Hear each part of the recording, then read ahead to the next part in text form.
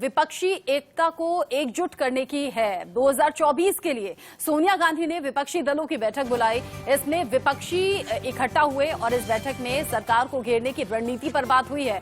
महंगाई का मुद्दा है, कृषि कानूनों का विरोध है, पेगासस का मुद्दा है। इन सभी बातों पर महंगाई भी एक बड़ा मुद्दा है, जिनको लेकर विपक्षी दलों ने मोर्चा खोल दिया है। और ये उसी दौरान की तस्वीर आप टीवी स्क्रीन पर देख पा रहे हैं। वर्चुअली ये मीटिंग हुई थी। 19 विपक्षी दलों के नेता इस बैठक में शामिल रहे। हाँ, आम आदमी पार्टी और बीएसपी ने इस बैठक से किनारा किया है, उन्हें न्योता नहीं दिया गया था। संसद के अंदर और बाहर एकजुट होने पर जोर इसी बैठक में दिया गया। साथ ही सोनिया गांधी ने यह भी विपक्षी पार्टियों को बताया और जताया कि 2024 को देखते हुए हमें तैयारी और तेज करनी चाहिए और पुख्ता करनी चाहिए। इससे पहले भी जो अलग अलग लीडर्स की मीटिंग हो रही थी, उसमें भी थर्ड फ्रंट को लेकर जोर दिया जा रहा था, ऐसी खबरें थी। और अब 2024 में बीजेपी को घेरने की कोशिश में विपक्षी दल नजर आ रहे हैं। आपको मेरे इर्द गिर्द 4 तस्वीरें दिख रही होंगी। इन 4 तस्वीरों के जरिए हम आपको समझाने की कोशिश कर रहे हैं। मिशन 2024 को लेकर विपक्ष किसी भी तरह से कोताही बरतना चाहता नहीं है और इसीलिए मीटिंग्स पर मीटिंग हो रही है। केंद्र सरकार को किन मुद्दों को लेकर घेरना है, कौन से वो मुद्दे रह सकते हैं जिनको लेकर सवाल पूछना है, उन मुद्दों पर बात हुई है, स्ट्रैटेजी तैयार हुई है। पेगासस पर भी मोर्चा खोले हुए है विपक्ष। कृषि कानूनों का विरोध लगातार किसान सड़कों पर कर रहे हैं। इस बीच विपक्षी पार्टियां साथ देती हुई किसानों की नजर आ रही हैं। लेकिन महंगाई भी एक बड़ा मुद्दा रहेगी। कोरोना काल में जैसे इंतजाम रहे, उसको लेकर भी विपक्ष सरकार से सवाल वक्त वक्त पर पूछता रहा। और अब इस बैठक के जरिए सोनिया गांधी के नेतृत्व में बैठक रही। 19 विपक्षी दलों के नेता इस बैठक में शामिल रहे। 2024 की रणनीति को लेकर बात हुई है। अब बात हुई है तो क्या ये एकता बरकरार 2024 तक रह पाएगी? क्योंकि इससे पहले भी इस तरह की कोशिशें हुई हैं थर्ड फ्रंट को तैयार करने की, एकजुट होने की, लेकिन छिटकते हुए देर नहीं लगती इस एकता को। ऐसे में सवाल बहुत बड़ा ये है कि इस एकता के साथ आगे बढ़ना और इस थर्ड फ्रंट का नेता आखिर कौन होगा, इस पर क्या सभी दलों की सहमति बन भी पाएगी या नहीं। हमारे साथ गेस्ट जुड़े हुए हैं, उनसे हम बात करेंगे। शुभेंदु शेखर अवस्थी हमारे साथ हैं, बीजेपी के प्रवक्ता। संजय गुप्ता हमारे साथ है, कांग्रेस के लीडर। अर्जुन देशप्रेमी जो कि जेडीयू के प्रवक्ता हैं, वो हमारे साथ जुड़े हुए हैं। संजय सरकार हैं, टीएमसी के लीडर। आलोक मेहता सर है हमारे साथ, एडिटोरियल डायरेक्टर हैं आईटीवी नेटवर्क के। आप सभी का बहुत बहुत स्वागत है हमारे साथ जुड़ने के लिए। आप शुभेंदु शेखर जी, सबसे पहले मैं आप ही से पूछ लेती हूँ, विपक्ष जब एकजुट होता है क्या घबराहट बढ़ती है? क्योंकि जिस तरीके की स्ट्रैटेजी तैयार हो रही है, मुद्दे तो बहुत से हैं विपक्ष के पास। देखिए, मैं केवल एक बात कहूंगा कि पिछले 7-8 सालों में बहुत बार विपक्ष इकट्ठा हुआ है और उसके बाद हाथ साथ साथ खड़े किए हैं इन्होंने और फिर अलग हो गया है। ये रोज की घटना है, चाय पियेंगे एक साथ और बाहर निकल के अलग। यही करते करते करते करते आप देखिए, जो 19 जो पार्टियां कल मीटिंग में थी, उसमें से मेजॉरिटी ऑफ द पार्टीज वो फैमिली रन पॉलिटिकल एम्पायर्स हैं। Means family run political empires means उनका पूरा फैमिली टर्म्स है। मुलायम जी के लड़के जैसे सपा लाते हैं, वो कल नहीं आए, उन्होंने एक लाइन लिख दिया, आप पार्टी को बुलाया नहीं गया, बसपा को बुलाया नहीं गया। उसके अलावा जो 19 पार्टियां थी, वो ज्यादातर पार्टियां वही जो अपनी फैमिली को चला रही हैं। इनका आज का जो बड़ी दिक्कत है कि अपने को कैसे सरवाइव करें।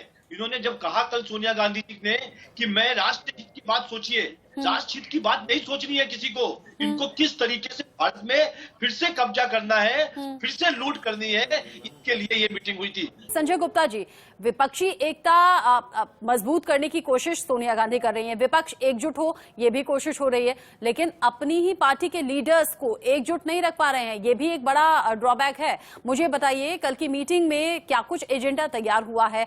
आगे 2024 तक ये एकता बरकरार रहेगी? देखिए, ये एकता पहले भी सालों से बरकरार थी और बरकरार रहेगी।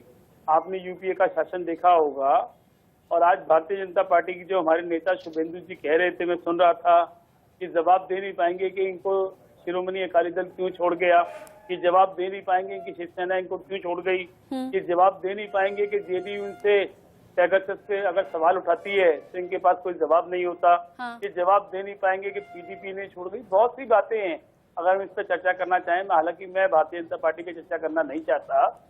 मैं बताना चाहता हूँ, इस देश के अंदर जब तानाशाही चरम के ऊपर है, सरकार जवाब नहीं देती किसानों के अगर सवालों का, तो क्या बताइए विपक्ष का दायित्व नहीं है?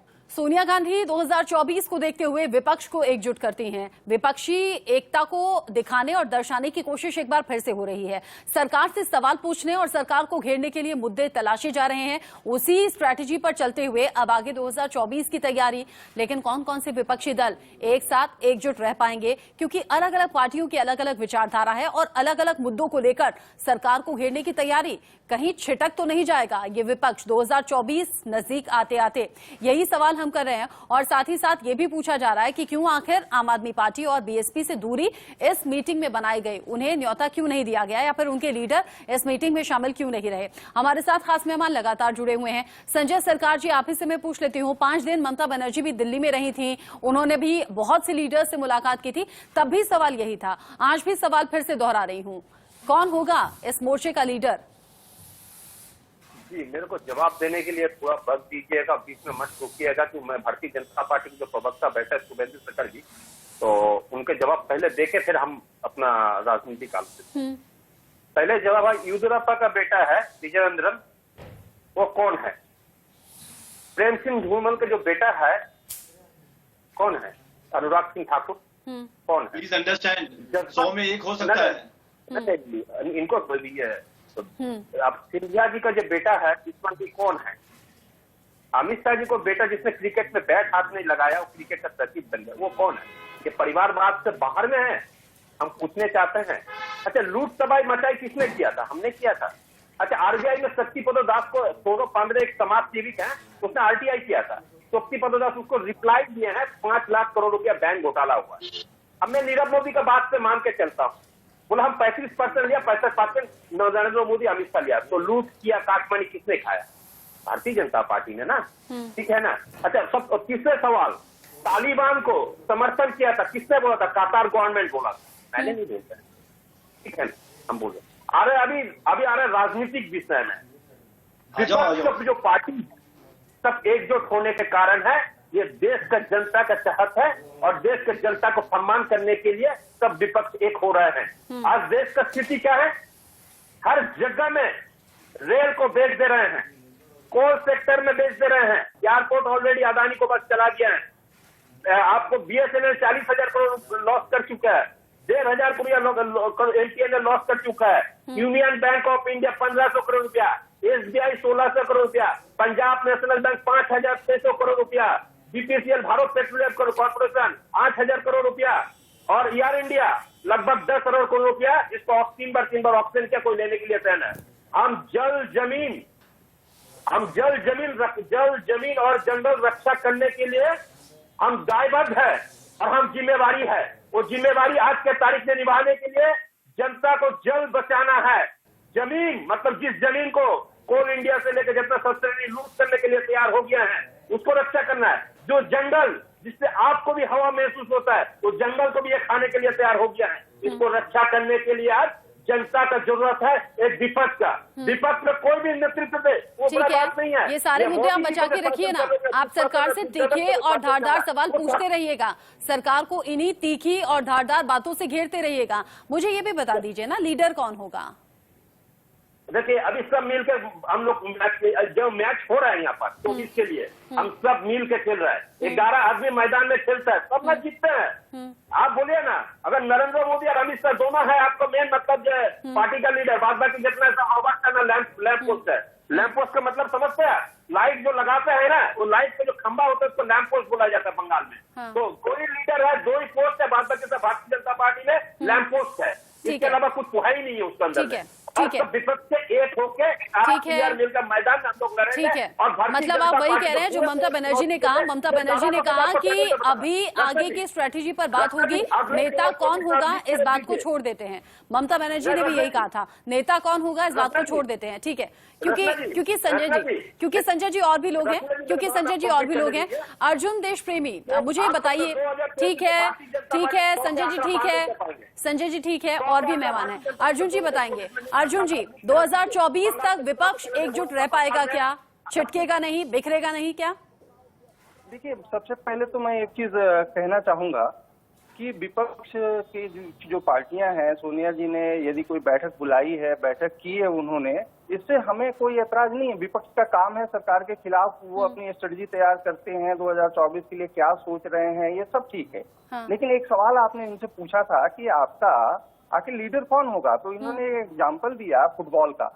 अरे भाई, फुटबॉल में भी एक कैप्टन तो होता है, आपका कैप्टन कौन होगा? हाँ। क्रिकेट में भी एक कैप्टन होता है जो स्ट्रेटजी तय करता है, जो तय करता है कि कैसे खेलना है, क्या स्ट्रेटजी होगी। और आपकी जो बात है, देखिए 2019 अभी बहुत दूर नहीं गया है, 2019 में भी बहुत कुछ आप लोगों ने किया, आखिर नतीजा क्या हुआ? तो जहाँ तक बात है स्ट्रेटजी की, आपकी स्ट्रेटजी को मानेगा कौन? आप हैं कहाँ? ना आप यूपी में है, ना आप बिहार में। कांग्रेस सोनिया जी ने ये बैठक बुलाई, वो यदि लीड करने की सोच रही हैं तो उनकी बात मानेगा कौन? यूपी में तो 0 है, बिहार में 0 है, बंगाल में मतलब कहीं वही सीन तो नहीं हो जाएगा कि जितनी ज्यादा पार्टियां इकट्ठा हों उतना ही ज्यादा सिर्फ फुटबॉल की तरफ आगे बढ़े, 4 बटन होंगे तो बजेंगे। अंग्रेजी में कहावत है, ठीक है, अंग्रेजी में कहावत है, too many cooks spoil the food. हाँ, ढेर जोगी मठ उजाड़, ये हिंदी में भी एक कहावत है। हाँ, और कहीं यही हाल तो विपक्ष का नहीं हो गया। बीजेपी कह रही है ये ड्रामा है और ये ड्रामा पुराना चला आ रहा है। विपक्ष कह रहा है कि नहीं, एकता टूटेगी नहीं, बिखरेगी नहीं। 2024 में सरकार को घेरने की कोशिश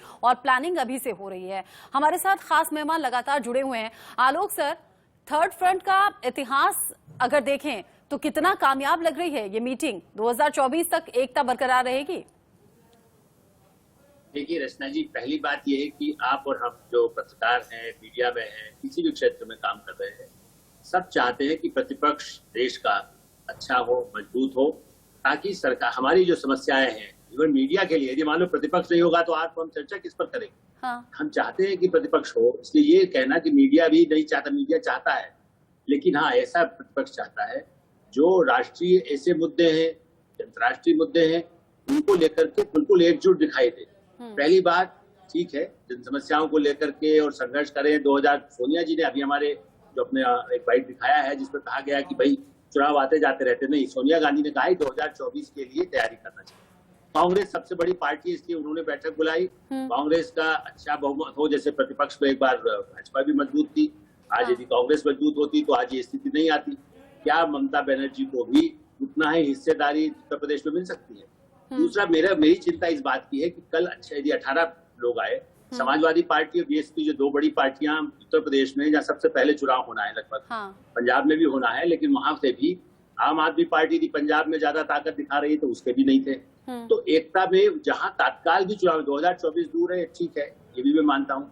और पहला कदम क्या ये नहीं होना चाहिए था कि अफगानिस्तान में जो बच्चे मर रहे हैं, भारतीय फंसे हुए हैं, उस पर 4 लाइन का स्टेटमेंट संयुक्त रूप से आता, तो मुझे लगता है कि आप और हम और पहले उसको हेडलाइन बनाते कि प्रतिपक्ष की बैठक में उन्होंने सबसे पहले 500 लोगों को बचाने के लिए आवाज उठाई। बिल्कुल सही। नंबर 1। संजय जी, जितने भी सवाल आलोक सर ने उठाए हैं बड़े ही लॉजिकल हैं, इन पर जवाब भी दीजिए और साथ ही मुझे बताइए क्यों जरूरी नहीं लगा? अफगानिस्तान में तो कई भारतीय अभी भी फंसे हुए हैं, आपके लिए राजनीति प्रायोरिटी पर है, लोगों की जान नहीं, फिर कैसे देश हित की बात आप कर रहे हैं?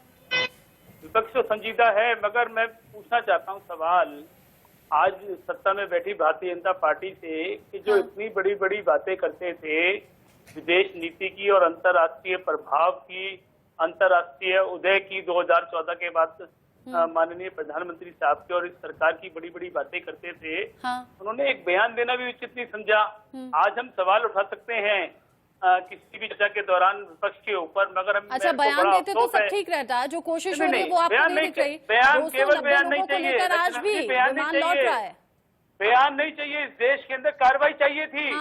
हमें इसके अंदर एक मैसेज क्रिएट करना चाहिए जी। आपको पता है ना, भारत सरकार लगातार कोशिश कर रही है भारतीयों को वापस लाने के लिए। 200 इससे पहले आए, 129 इससे पहले आए, 290 आज आ रहे हैं। अर्जुन जी, विपक्ष एकजुट हो नहीं पाएगा क्योंकि सभी पार्टियों की अलग अलग विचारधारा, अलग अलग मुद्दे हैं। कोई इस तरफ भागेगा, कोई इस तरफ जाएगा, कोई कहेगा मैं बड़ा, कोई कहेगा तुम बड़े। ऐसे कैसे हो पाएगा? मैं वही कह रहा हूँ, अभी संजय जी जो बातें कर रहे हैं, हम विषय पे यदि बात करें, आप यूपी में क्या करेंगे? आपके साथ सपा नहीं है, बसपा नहीं है, आप बिहार में क्या करेंगे? आप बिहार में कांग्रेस जीरो, क्या कांग्रेस की अधीनता तेजस्वी स्वीकार कर लेंगे? अरे अर्जुन जी, बंगाल अभी की तो बात आपके पहले भी हो गई। अर्जुन जी को आप बोलने बताइए दीजिए। ना, आप बताइए संजय तो गुप्ता जी कि बीच में नहीं। आप कहाँ से सबको जोड़ेंगे? सब जो है छत्रप हैं, अपने अपने सब अपने को 30 मार खाई समझते रचना जी। हैं। कोई सोनिया जी की अधीनता स्वीकार करने वाला नहीं है। आप हाँ। जो 19 पार्टियां आई हैं ना, हाँ। उनमें जिनके 2-4 ऐसे नेता हैं जो सोनिया जी की अधीनता शायद स्वीकार कर लें। और ये सवाल मेरा भी है, ये सवाल मेरा भी है, क्योंकि ममता बनर्जी बहुत बड़े बड़े दावे करती है। संजय सरकार जी से सवाल मुझे करना चाहिए, वो कांग्रेस पार्टी जो अंदरूनी कलह जिसकी किसी से छिपी नहीं, जिसकी जो टॉप लीडर्स है वो नाराज चल रहे हैं, उनकी नाराजगी तक दूर नहीं की गई। संजय सरकार जी, फ्यूचर क्या होगा? मैं एक चीज आपको बताता है, आप जो भारतीय जनता पार्टी को जो दिलीप घोष को बयान लिया था ना, 1 पैसा 2 पैसा 5 पैसा 10 पैसा 20 पैसा आज के दिन में चलता नहीं है। हाँ। आप कलकत्ता के जादूगर की तरफ जाएंगे ना, वहाँ पर कोई आदमी बेचता है, कोई शौकीन आदमी खरीद के उसको फोकस में रख देता है। शुभेंदु जी, कोई विपक्ष की एक भी ऐसी ताकत नजर आती है आपको जिससे आपको घबराहट हो? नहीं, अभी तक मेरे को आपने सुना? बिल्कुल घबराहट नहीं हो रही है, और मेरे को ऐसा लग रहा है कि ममता जी कांग्रेस में दांव लगा के उसके बहुत सारे लोगों को ले जाएंगी। कांग्रेस की हालत बहुत खराब है। हाँ। और आने वाला समय 2024 तक कांग्रेस कम से कम 4 या 5 बार हाँ। में बढ़ चुका होगा। और इसके लिए ये जो लोग मीटिंग हो रही है ना, ये आप देखिए, ये लोग रीजनल एक्टिविस्ट हैं। ये अपने अपने रीजन से बाहर, इनकी कोई नेशनल थिंकिंग नहीं है। जो कांग्रेस की थोड़ी बहुत नेशनल थिंकिंग है, वो अपने आप अंदर से खोखला हो चुका है। और ऐसे समय पर कांग्रेस की सोनिया गांधी राहुल गांधी को एक चलिए, मैं मान लेती हूँ आपकी बात कि विपक्ष एकजुट नहीं हो पाएगा, लेकिन ये भी आज का सच है कि मौजूदा वक्त में विपक्ष के पास जितने मुद्दे हैं उतने आमतौर पर होते नहीं हैं, क्योंकि ये एक्सेप्शन केस है, एक्सेप्शन वक्त है। कोविड की वजह से बहुत सी चीजें प्रभावित हुई हैं, बहुत से मुद्दे विपक्ष के पास हैं। अगर ठीक तरीके से बुनाने तो मुश्किल खड़ी हो सकती है बीजेपी की, लेकिन एकजुट रहना ये बड़ा चैलेंज होगा, जैसे कि आलोक सर ने भी कहा। बहुत शुक्रिया आप सभी का हमारे साथ जुड़ने के लिए। शुभेंदु जी, संजय गुप्ता जी, अर्जुन जी, संजय सरकार जी और आलोक सर भी हमारे साथ